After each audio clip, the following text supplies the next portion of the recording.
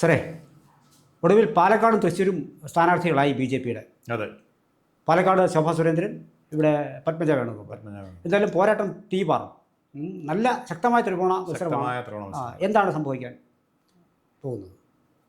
രണ്ട് മണ്ഡലങ്ങളിലും താങ്കൾ പറഞ്ഞ പോലെ അതിശക്തമായ ഫൈറ്റ് തന്നെയായിരിക്കും നടക്കുക. അതിൽ നമുക്കിപ്പോൾ ഒരു മുൻവിധിയോടുകൂടി പറയാൻ കഴിയില്ലെങ്കിലും പാലക്കാട് ശോഭാ സുരേന്ദ്രന് ഒരു എഡ്ജ് ഉണ്ട്. അത് ഇന്നല്ല, എന്ന് മത്സരിച്ചപ്പോഴും ഇതിനു മുമ്പ് 2016 മത്സരിച്ചപ്പോഴും ആ ഒരു എഡ്ജ് അവിടെ അവർ നിലനിർത്തിയിട്ടുണ്ട്. അത് അവർക്ക് വലിയ ഒരു മുതൽക്കൂട്ടാവും. പാലക്കാട് അവർക്ക് ഒരുപാട് മുന്നേറ്റം ഉണ്ടാക്കാൻ കഴിയും എന്നുള്ളതാണ്.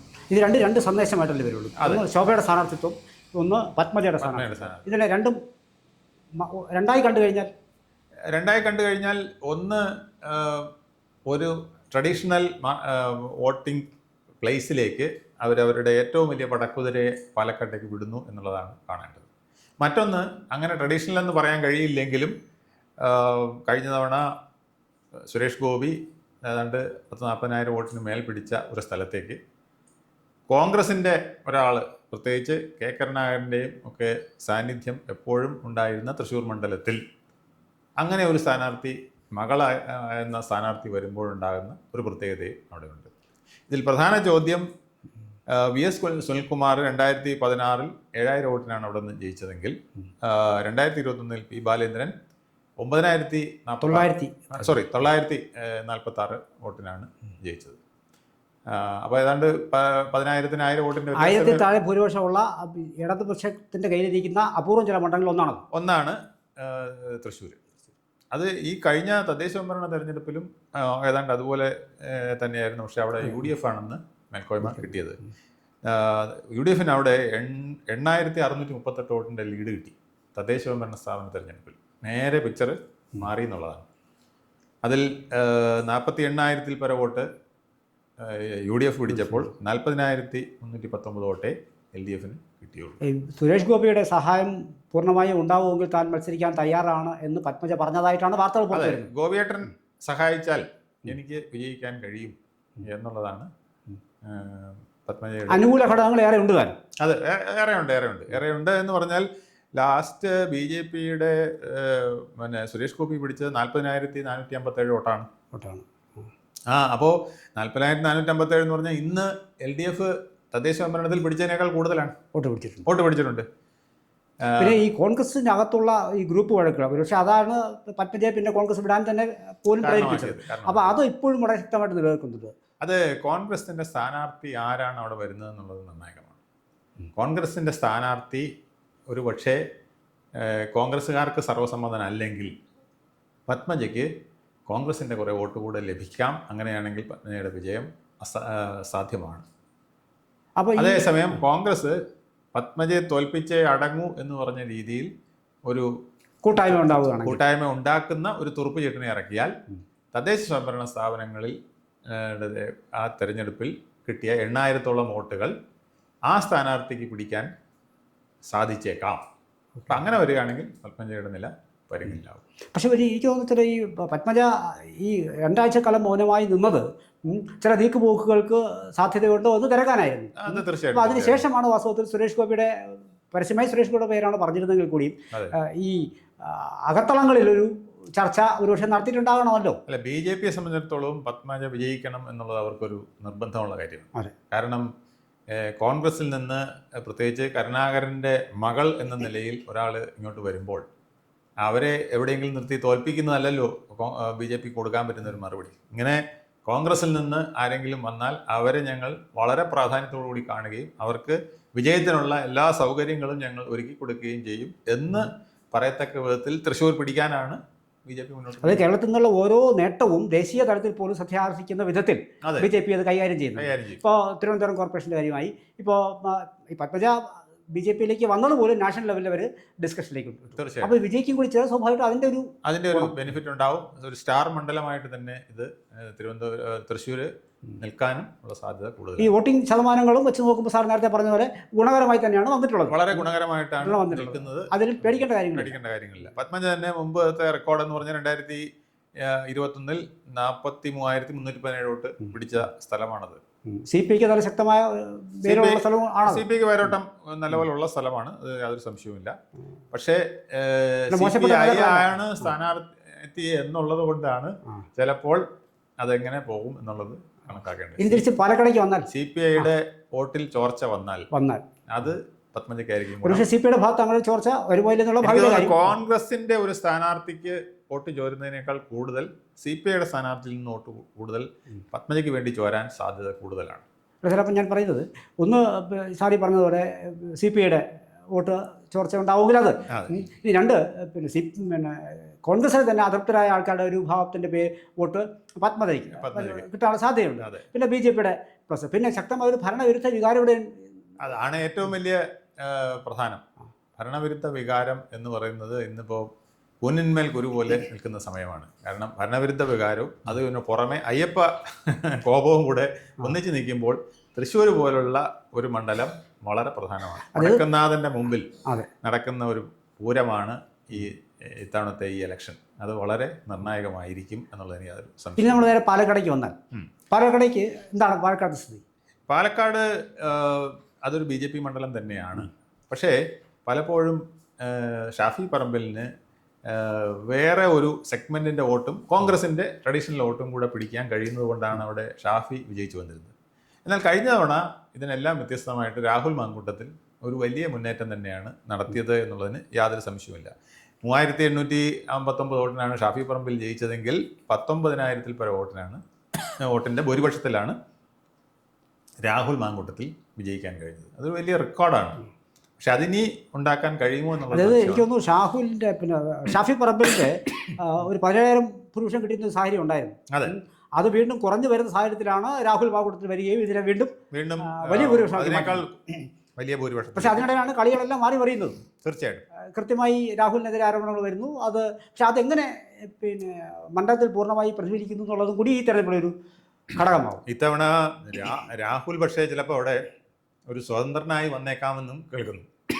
അത്തരത്തിലൊരു സ്വതന്ത്ര സ്ഥാനാർത്ഥിയെ വരികയും അതിൻ്റെ അപകടം സ്ഥാനാർത്ഥിയും കൂടെ നിൽക്കുകയും കൂടെ ചെയ്താൽ പ്രശ്നം വളരെ രൂക്ഷമാണ്. കോൺഗ്രസിന് അപകടം മനസ്സിലാക്കുകയും ചെയ്ത സാഹചര്യത്തിൽ ഒരു പക്ഷേ ആ സ്വതന്ത്രനെ പിന്താങ്ങാൻ കോൺഗ്രസ് തയ്യാറായിക്കൂടാനുണ്ടോ? അങ്ങനെയും ചില കിംവദന്തികൾ കേൾക്കുന്നുണ്ട്. പക്ഷേ കോൺഗ്രസിന് ഇപ്പം രാഹുലിനെ ചുമക്കാൻ പേടി കാണും. പക്ഷേ അവിടെ ചുമന്നാൽ പല മണ്ഡലങ്ങളും അതിൻ്റെ റിഫ്ലക്ഷൻ ഉണ്ടാവും. അപ്പോൾ ആ ഭയം അവർക്കുണ്ടാവും. പിന്നെ ശോഭാ സുരേന്ദ്രനിലേക്ക് വന്നു കഴിഞ്ഞാൽ അവിടെയും പരമ്പരാഗതമായി എവിടെ ചെന്നാലും വോട്ട് പിന്നെ വർദ്ധിപ്പിച്ചുകൊണ്ടിരിക്കുന്നു. അതൊക്കെ ശരിയാണില്ലെങ്കിലും അവിടെ ജനങ്ങൾക്കും അങ്ങനെ ഒരു തോന്നലുണ്ടാകാം. ഞാൻ പല ആൾക്കാരോട് സംസാരിക്കുമ്പോൾ അവർ പറഞ്ഞത് ഇനി ഈ ശബ്ദം മുഴങ്ങേണ്ടത് നിയമസഭയ്ക്കുള്ളിലാണ്. കാരണം ഇവർ പരസ്യമായി എല്ലായിടത്തും പോയി വോട്ട് വർദ്ധിപ്പിച്ചിട്ടുണ്ട്. ശോഭാ സുരേന്ദ്രന് വേണ്ടിയിട്ട് മണ്ഡലങ്ങൾ വെല്ലുവിളി നടത്തുകയായിരുന്നു, അല്ല പിടിവലി നടത്തുകയായിരുന്നു എന്നാണ് പറയുന്നത്. കാരണം അവർ വന്നാൽ ഈ മണ്ഡലം ഞങ്ങൾ പിടിക്കും, താമര ഇവിടെ വിരിയും എന്ന് BJP പ്രവർത്തകർ അവിടുത്തെ മണ്ഡലം ഭാരവാഹികളൊക്കെ സംസ്ഥാന നേതൃത്വത്തെ ഒക്കെ അറിയിക്കുന്ന സാഹചര്യം വരെ ഉണ്ടായി എന്നുള്ളതാണ് സത്യം. അതായത് ശോഭാ സുരേന്ദ്രൻ്റെ സ്ഥാനാർത്ഥിത്വം ഇവിടെ പ്രഖ്യാപിച്ചതോടെ, അല്ലെങ്കിൽ തൃശ്ശൂരിൽ പത്മജയുടെ സ്ഥാനാർത്ഥിത്വം പ്രഖ്യാപിച്ചതോടെ കോൺഗ്രസ് ക്യാമ്പുകളിൽ വല്ലാത്ത അങ്കലാപ്പുണ്ടായിരിക്കാനുള്ള സാധ്യതയുണ്ട്. തീർച്ചയായിട്ടും. കാരണം ഇവർ മുൻകൂർ ഇത് പ്രഖ്യാപിച്ചു, ഇതാണ് ഞങ്ങളുടെ കാൻഡിഡേറ്റ്സ് എന്ന് പറഞ്ഞു കഴിഞ്ഞു. സോ അപ്പോൾ ഈ രണ്ട് കാൻഡിഡേറ്റ്സ് വന്നു കഴിഞ്ഞാൽ ഉണ്ടാകാവുന്ന ഒരെഫക്റ്റ് അവരുടെ സ്ഥാനാർത്ഥി നിർണ്ണയത്തെ, അല്ലെങ്കിൽ ഇതുവരെ പൊയ്ക്കൊണ്ടിരുന്ന ഇന്ന ആളാണ് എന്ന് ഏതാണ്ട് ഉറപ്പിച്ച് വെച്ചിരുന്നെങ്കിൽ അതൊരു വിഷയം മാറ്റേണ്ട ഒരു സാഹചര്യം വരില്ലേ? വളരെയധികം വരാൻ സാധ്യതയുണ്ട്. പിന്നെ ചില ന്യൂനപക്ഷ മണ്ഡലങ്ങൾ എങ്ങനെ എൻ ബ്ലോക്ക് ആയിട്ട് ആർക്ക് വോട്ട് ചെയ്യും എന്നുള്ളതും പ്രധാനമാണ്. LDFലും UDFലും സ്പ്ലിറ്റ് ചെയ്ത് പോയാൽ അത് ശോഭയ്ക്ക് വളരെ ഗുണമാവും. അതല്ലെങ്കിൽ ശോഭ വരുന്നത് കൊണ്ട് ചിലപ്പോൾ ഇത് BJPക്ക് എതിരെ അല്ലെങ്കിൽ ശോഭയ്ക്കെതിരെ കോൺഗ്രസിലേക്ക് തന്നെ ഫോക്കസ് ചെയ്താൽ മത്സരം വളരെ കടുത്തതും ആകും. അല്ല, ഈ രണ്ട് വനിതകളും സഭയിലെത്തിയാലുണ്ടാകാവുന്ന അടുത്ത നിയമസഭാ തെരഞ്ഞെടുപ്പിൻ്റെ ഗുണം കൂടി BJP ഇപ്പോഴേ കണ്ടു കാണും. അതെ, അത് സത്യമായിട്ടും വളരെ പ്രാധാന്യം അറിയിക്കുന്നതാണ്. താമര ഈ രീതിയിൽ രണ്ട് സ്ഥലത്ത് വിരിയുന്നത് BJPക്ക് വളരെ ഗുണം ചെയ്യുന്ന കാര്യം തന്നെയാണ്. അല്ല, അപ്പോൾ അങ്ങനെ നമ്മൾ നോക്കിക്കഴിഞ്ഞാൽ ഇവിടുന്ന് പിന്നെ സാന്ദർഭികമായി ഞാനത് സാറിനോട് ചോദിക്കുന്നതാണ്.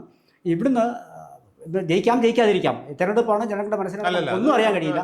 പക്ഷേ എങ്കിൽ കൂടി ഒരു കാൽക്കുലേറ്റീവ് ഗെയിം ഇതിനകത്തുണ്ട്. അല്ല, ഇതിനകത്ത് പാലക്കാട് സംബന്ധിച്ചിടത്തോളം വിജയസാധ്യത വളരെ കൂടുതലുണ്ട് എന്ന് നമുക്ക് വേണമെങ്കിൽ പറയാം. അല്ല, ഇതിനകത്ത് എൻ്റെ ചോദ്യം എന്ന് പറയുന്നത്, നേമത്ത് അല്ലെങ്കിൽ വട്ടിയൂർക്കാവ്, തിരുവനന്തപുരത്ത് നിന്ന് ഒരു സീറ്റ്, അതെ, നേരെ പിന്നെ തൃശ്ശൂരിലേക്ക് വരുമ്പോൾ അവിടെ ഒരു സീറ്റ്, ഇവിടുന്ന് തൊട്ട് മാറി പാലക്കാടേക്ക് ഒരു സീറ്റ്, തിരിച്ച് മഞ്ചേശ്വരത്ത് സീറ്റ്. ഇതവർ ലക്ഷ്യമിടുന്നത് അവർക്ക് കിട്ടിയ ഇനി ഇപ്പം ഇക്കരെയുണ്ട് ഒരു കുരിശിൻ്റെ രൂപത്തിൽ ഇങ്ങനെ കടന്നു കഴിഞ്ഞാൽ പൂഞ്ഞാറും പാലയൊക്കെ കിടക്കാൻ. അപ്പം ഈ ഭാഗത്ത് ഇവർ ക്രോസ് ഇത് മാത്രമല്ല, നമ്മൾ നോക്കിക്കഴിഞ്ഞാൽ BJPക്ക് 40 മണ്ഡലങ്ങൾ എന്ന് പറയുന്നതിൽ നല്ല സ്ഥാനാർത്ഥി, ഇപ്പോൾ ശോഭാ സുരേന്ദ്രൻ നിൽക്കുന്ന പോലെ നല്ല സ്ഥാനാർത്ഥികൾ വന്നാൽ, ഈ ശ്രീധരൻ തൃശ്ശൂർ വന്ന പാലക്കാട് ഉണ്ടായ മാറ്റം കണ്ടില്ലേ? ഷാഫി പറമ്പിൽ 17,000 വോട്ടിന് ജയിച്ച സ്ഥലത്ത് അടിപതറിപ്പോയില്ലേ? അതെ, 3000 ചില്ലതിന് കഷ്ടിച്ച് അതൊരു വർഗീയ വോട്ട് കൂടെ ആ രീതിയിൽ പോളറൈസ് ചെയ്തുകൊണ്ട് മാത്രമാണ് ഈ ശ്രീധരൻ തോറ്റത്. അല്ലാതെ അതിനകത്ത് മേൽമ ആർക്കാണെന്ന് നോക്കിയല്ല അവിടെ ആ വിഭാഗത്തിന്റെ വോട്ട് പോയത്. അത് വളരെ വ്യക്തമാണ്. അതുപോലത്തെ ചില വ്യക്തികൾ വന്നാൽ ഈ 40,000-നും 45,000-നും വോട്ട് പിടിച്ച ചില മണ്ഡലങ്ങളിൽ BJP അത്ഭുതങ്ങൾ കാട്ടിയേക്കാം. അത് തിരുവനന്തപുരം എനിക്ക് നല്ല ഉറപ്പാണ്. കാരണം തിരുവനന്തപുരത്ത് അത് വാർഡ് ഇലക്ഷനാണ് അല്ലെങ്കിൽ കോർപ്പറേഷൻ ഇലക്ഷൻ ആണെന്ന് പറഞ്ഞാൽ പോലും സ്ഥാനാർത്ഥിയുടെ മികവ് കൊണ്ട് 40 വർഷമോ 45 വർഷമൊക്കെ CPM-ന്റെ കയ്യിലിരുന്ന ചില വാർഡുകൾ അവർ നിഷ്പ്രയാസം തട്ടിയെടുത്തു. അത്തരത്തിലൊരു 10ഓളം വാർഡുകളിൽ ഉണ്ടായ വിജയമാണ് ഇന്ന് അവർ 50-ൽ എത്തിച്ചത്. അല്ലെങ്കിൽ ഒരിക്കലും അങ്ങനെ എത്തില്ലായിരുന്നു. ആ സ്ഥാനാർത്ഥിയുടെ മികവ് തിരുവനന്തപുരം കോർപ്പറേഷനിൽ നമ്മൾ കണ്ടത് തീർച്ചയായിട്ടും അതിനേക്കാൾ ശക്തമായിട്ട് പല മണ്ഡലങ്ങളും റിഫ്ലക്റ്റ് ചെയ്യും നല്ല സ്ഥാനാർത്ഥി വന്നാൽ. അതാണ് BJP വളരെ വെയിറ്റ് ചെയ്ത് ആ ആൾക്കാരെ ചൂസ് ചെയ്യുന്നതെന്നാണ് അറിയുന്നത്. അതായത് പതിവിലും പിന്നെ ആ രീതിയല്ല, BJP കാൻഡിഡേറ്റ്സ് വളരെ കൂടുതൽ ഞാൻ പറഞ്ഞ ലോങ് റണ്ണിൽ ഇത് കാണുന്നു. ലോങ് റണ്ണിലേക്കാണ് കാണുന്നത്. അതിന് കേന്ദ്ര നേതൃത്വത്തിൻ്റെ ശക്തമായ ഒബ്സർവേഷനും ഉണ്ട്. ആ ഒബ്സർവേഷനോട് കൂടിയാണ് ഇപ്പോൾ സ്ഥാനാർത്ഥി നിർണയത്തിലേക്ക്. മാത്രമല്ല സാർ, ഇപ്പോൾ ഈ കഴിഞ്ഞ ദിവസങ്ങളിൽ പുറത്തു വന്ന വാർത്തകളിൽ പ്രധാനപ്പെട്ടതെന്ന് പറയുന്നത് നമ്മുടെ അവിടെ നിന്ന് BJP കേന്ദ്ര നേതൃത്വം പുതിയ പ്രസിഡന്റ് അദ്ദേഹം ചില ആൾക്കാരെ ഓരോ മണ്ഡലത്തിലും ചാർജ് കൊടുത്ത് വിടുന്നു. അതെ, അദ്ദേഹം ഇതിനൊരു എക്സ്പെർട്ടാണ്. ബീഹാറിൽ ഈ നിതിൻ നവീന് വളരെ ശക്തമായ ചില നീക്കങ്ങൾ നടത്താൻ അത്തരത്തിൽ കഴിഞ്ഞിട്ടുണ്ട്. അദ്ദേഹം ഓരോ മണ്ഡലവും ഫോക്കസ് ചെയ്ത് ഇന്ന ആൾ ബെറ്റർ ആയിരിക്കും എന്ന് പറഞ്ഞ് അവിടെ നിർത്താൻ, അത് അവിടുത്തെ ചില ആഴത്തട്ടിലുള്ള സമവാക്യങ്ങൾ പഠിച്ച്, അദ്ദേഹത്തിനെ സൂക്ഷ്മദർശിനി എന്നാണ് വിളിക്കുന്നത് തന്നെ, മൈക്രോസ്കോപ്പിക് ഇലക്ഷൻ ക്യാമ്പയിനർ എന്നാണ് പറയുന്നത്. കാരണം അദ്ദേഹത്തിന് അത്ര സൂക്ഷ്മമായിട്ട് അതിലേക്ക് പോകാൻ കഴിയും. അതുപോലെ തന്നെ വിനോദ് ധാവഡയുടെ സാന്നിധ്യം അതും പിന്നെ കേരളത്തിലേക്ക് വന്നത് ഒരു പ്രധാനപ്പെട്ട നീക്കമാണ്. BJP അപ്പോൾ ഇവിടെ വളരെ പ്രാധാന്യത്തോടുകൂടി കാണുന്നു എന്ന് നമ്മൾ മനസ്സിലാക്കുക. അല്ല, അതും സാർ ഒരു 8ഓളം സ്ഥലങ്ങൾ മാത്രമാണ്. ഇപ്പോൾ കഴിഞ്ഞ ലോക്സഭാ തെരഞ്ഞെടുപ്പിൽ സുരേഷ് ഗോപി തൃശ്ശൂരിൽ നേടിയ വോട്ടുകളെ വെച്ച് നോക്കുമ്പോൾ ഈ ലോക്കൽ ബോഡി ഇലക്ഷനിൽ കിട്ടിയത് വളരെ ചുരുങ്ങിയ 8 മണ്ഡലങ്ങളിൽ ഈ ഭൂരിപക്ഷം ചുരുങ്ങിപ്പോയി. പക്ഷേ എങ്കിൽ പോലും അത് ഈ 2-3 ആഴ്ചകളിൽ ചർച്ച നടന്നിട്ടുണ്ടാവണം. തീർച്ചയായും. അല്ല, ഈ തദ്ദേശ സ്വയംഭരണ സ്ഥാപന തെരഞ്ഞെടുപ്പിലെ വോട്ടിങ്ങിൽ പലയിടത്തും പിന്നെ പ്രാദേശികമായ ചില വികാരങ്ങളാണ് പ്രതിഫലിച്ചിട്ടുള്ളതെന്ന് നമുക്ക് കാണാം. അത് UDF-ന് ഗുണം വന്നത് എന്തുകൊണ്ടെന്ന് വെച്ചാൽ അത് ഒരു വർഗീയ പോളറൈസേഷനും കൂടെ നടന്നിട്ടുണ്ട് എന്നുള്ളത് നമുക്ക് വ്യക്തമായിട്ട് കാണാം. പക്ഷേ ആ രീതിയിൽ പിന്നെ ഒരു മെജോറിറ്റി ഗ്രൂപ്പിൻ്റെ കയ്യിൽ നിന്നൊരു പോളറൈസേഷൻ ഉണ്ടായിട്ടില്ല എന്നുള്ളതും വ്യക്തമാണ്. പക്ഷേ ഇപ്പോൾ പിക്ചർ അങ്ങനെയല്ല. ഇപ്പോൾ അത് ജനത്തിന് ഏതാണ്ട് കുറേ കാര്യങ്ങൾ മനസ്സിലാക്കിയിട്ടുണ്ട്. ഇനി വരുന്ന വോട്ട് ഭൂരിപക്ഷ ന്യൂനപക്ഷ വിഭാഗങ്ങളുടെ ഇടയിൽ വളരെ കാൽക്കുലേറ്റ് ചെയ്ത് വോട്ട് ചെയ്യാൻ പ്രേരിപ്പിക്കുന്ന വിധത്തിലേക്ക് ഈ തദ്ദേശ സ്വയംഭരണ തെരഞ്ഞെടുപ്പിൻ്റെ വോട്ടിംഗ് മനസ്സിലാക്കിയിട്ടുണ്ട്. അതിനുശേഷം LDF എടുക്കുന്ന ചില സ്ട്രാറ്റജികളും അത്തരത്തിലാണ്. അതും പ്രധാനപ്പെട്ടതാണ്. അവരും ഈ വിധത്തിൽ UDF-നെ ഒരു വർഗീയ മുന്നണിയായിട്ട് പ്രൊജക്റ്റ് ചെയ്യാൻ കാണിക്കുന്നത് ആ നീക്കം കുറച്ചൊക്കെ BJP-ക്കും കൂടെ ചില അവർക്ക് മേൽക്കൈയുള്ള മണ്ഡലങ്ങളിൽ ഗുണം ചെയ്തേക്കാം എന്നുള്ളതിന് സംശയമില്ല. പോരാട്ടം അത്തരത്തിൽ വരുമ്പോൾ തൃശ്ശൂരും എറണാകുളം പിന്നെ പാലക്കാടും പോരാട്ടം വളരെ പ്രധാനപ്പെട്ടതാണ്. അതിൽ ചില നമ്മൾ കാണാത്ത ചില അത്ഭുതങ്ങൾ അവിടെ സംഭവിച്ചേക്കാം. തീ പിടിച്ച് കഴിഞ്ഞു രണ്ടിടത്തും. ഇനി ഏതാനും മണ്ഡലങ്ങളും കൂടിയേ ഉള്ളൂ. വരുന്ന ദിവസങ്ങൾ അതുകൂടി കാത്തിരിക്കാം. തീർച്ചയായിട്ടും. കൂടുതൽ വാർത്തകളും വിശേഷങ്ങളും നേരിട്ട് ലഭിക്കാൻ ജനങ്ങളിൽ നിന്ന് ജനങ്ങളിലേക്ക് ജനഭൂമി ന്യൂസ് സബ്സ്ക്രൈബ് ചെയ്യൂ. ബെൽ ബട്ടൺ അമർത്താനും മറക്കരുത്.